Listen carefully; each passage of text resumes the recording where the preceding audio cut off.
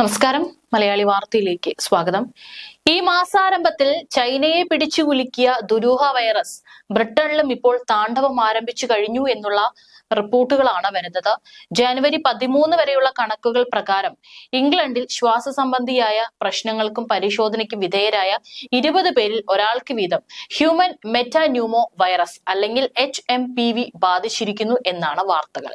പ്രായാധികമുള്ളവരെയാണ് ഇത് ഗുരുതരമായി ബാധിച്ചിരിക്കുന്നത്.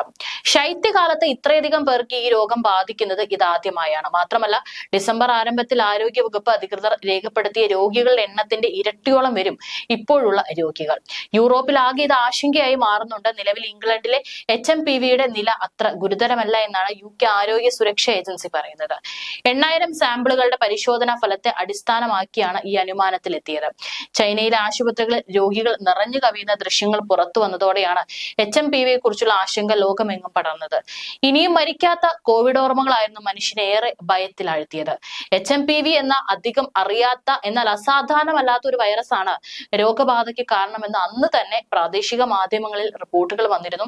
സാധാരണ ഒരു ജലദോഷത്തോളം മാത്രം അപകടകാരിയായ ഈ വൈറസ് പക്ഷേ ചിലരിൽ അതീവ ഗുരുതരമായ രോഗലക്ഷണങ്ങൾക്ക് കാരണമായേക്കാം.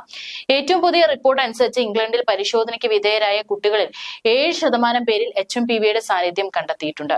മാസാരംഭത്തിൽ ഇത് 10% എന്ന് ഓർക്കണം. കുട്ടികളിൽ രോഗബാധ കുറയുമ്പോൾ വൃദ്ധരിൽ അത് വർദ്ധിച്ചു വരികയാണ് എന്നതാണ് ഏറെ ആശങ്കാജനകമായ വസ്തുത.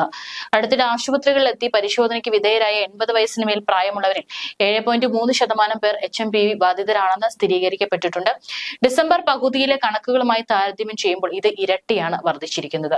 65 മുതൽ 79 വരെ പ്രായമുള്ളവർക്കിടയിലും രോഗബാധിതരുടെ എണ്ണം വർദ്ധിച്ചു വരികയാണ്. കുനിന്മേൽ കുരുവായി കുരങ്ങുപനിയും ഇപ്പോൾ വലിയ രീതിയിൽ തന്നെ വ്യാപിക്കുന്നുണ്ട്. HMPV പടരുന്നത് ആശങ്കപ്പെടുത്തുന്നതിനിടയിലാണ് അതിമാരകമായ കുരങ്ങുപനി ബ്രിട്ടനിൽ കണ്ടെത്തിയതായി ആരോഗ്യ വകുപ്പ് അധികൃതർ സ്ഥിരീകരിച്ചത്.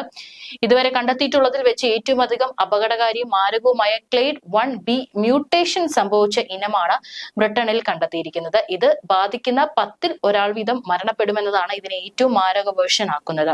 ഇതുവരെ 7 പേരിലാണ് ബ്രിട്ടനിൽ ഇത് സ്ഥിരീകരിച്ചിരിക്കുന്നത്. ഇവർക്ക് എങ്ങനെയാണ് വൈറസ് ബാധ ഉണ്ടായത് എന്നത് ഇനിയും വ്യക്തമായിട്ടില്ല. എന്നാൽ അടുത്തിടെ ഇവർ ഉഗാണ്ട സന്ദർശിച്ച് മടങ്ങിയെത്തിയിരുന്നതായി UK ആരോഗ്യ സുരക്ഷാ ഏജൻസി സ്ഥിരീകരിച്ചിട്ടുണ്ട്.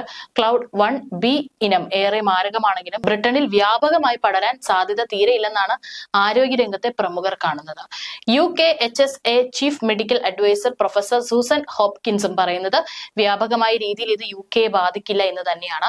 രോഗബാധിതരുമായി അടുത്ത സമ്പർക്കം പുലർത്തിയവരെ കണ്ടെത്തി നിരീക്ഷണ വിധേയരാക്കിയിട്ടുണ്ട്. രോഗം കൂടുതൽ വ്യാപകമാകാതിരിക്കുന്നതിനുള്ള നടപടികളുടെ ഭാഗമാണിത്.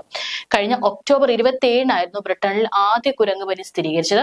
ഫ്ലൂവിന് സമാനമായ ലക്ഷണങ്ങളോട് ആശുപത്രിയിൽ പ്രവേശിപ്പിക്കപ്പെട്ട രോഗിക്കായിരുന്നു ഇത് സ്ഥിരീകരിച്ചത്. തുടർന്ന് രോഗിയെ റോയൽ ഫ്രീ ഹോസ്പിറ്റലിന്റെ ഹൈ ലെവൽ ഐസൊലേഷൻ യൂണിറ്റിലേക്ക് മാറ്റിയിരുന്നു.